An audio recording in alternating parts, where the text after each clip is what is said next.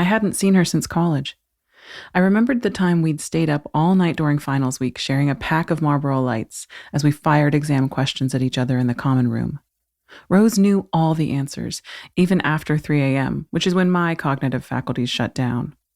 Later that morning, Rose's makeup-free face looked so serene, blonde ringlets endearingly messy, that my roommate asked if she'd had her hair styled, and I just laughed. If I were a different kind of person, I might have hated Rose. But it was never like that between us.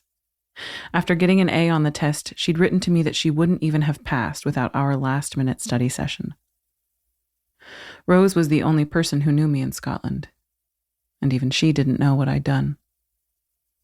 It was 2006. I was 23, and I had plans, which began with leaving the old me back in Boston. On a damp afternoon in late August, I stepped off the train and into my new life. St. Stephen's is perched on a hill above the North Sea, granite bulwarks relentlessly battered below by raging, freezing water. Many of the buildings appear medieval, but are in fact neo-Gothic, with towering spires, pointed arches, and mock fortifications.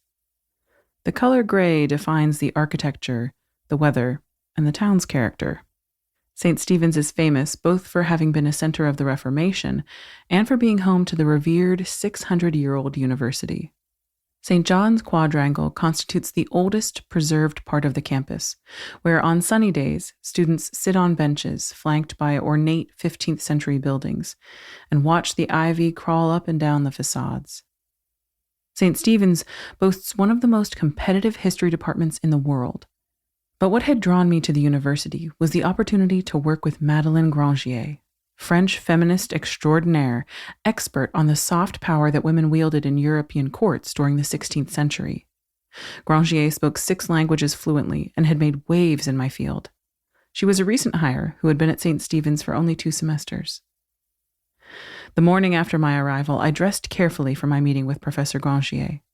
Not that I was trying to impress her, but maybe I wanted to seem more European than American.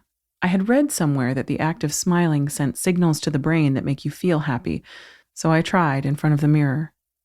Then I walked to the history department, weaving through the corners of the quad, rehearsing what I wanted to say to my new advisor. 3 streets south of the quadrangle, I found the red brick history building, sandwiched between sandstone houses.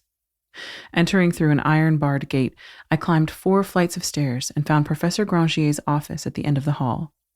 I knocked lightly, and the door was opened by a gray-haired man in a burgundy sweater.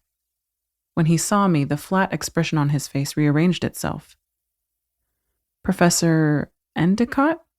I recognized the chair of the department from the website, and numerous book jackets. I reached out my hand to shake his, which he did not offer in return. Isabel Henley, I greatly admire your work. It's a pleasure to meet you. Right, nice to meet you too. He looked over my shoulder as he said, "Do come in." He gestured with his hand. "Please sit in one of those chairs by the fire, Miss Henley." I slipped off my coat and sat down. "When did you arrive?" "I flew in from the States yesterday. Is this not Professor Grangier's office?" He pushed his glasses up his nose. "Did you receive our email?"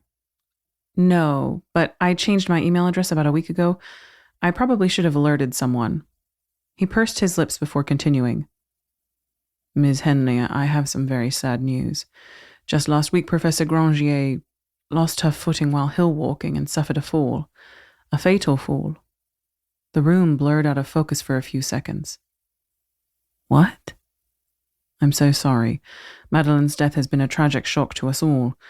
We've arranged for you to study with me, which I hope will be satisfactory. I was impressed by your application and the academic achievements described therein." I gripped the armrests on the chair. "Yes, of course. I look forward to working with you, Professor Endicott." He continued speaking, but the only thing I heard was a low drone as I considered what he'd just told me. He looked at me expectantly. "Well then, please tell me about yourself." "In college I read French and history," I said. "I worked in the archives in Paris and on Franco-Tuscan relations." Endicott glanced at the door, then back to me. I heard a knock and exhaled. "Come in."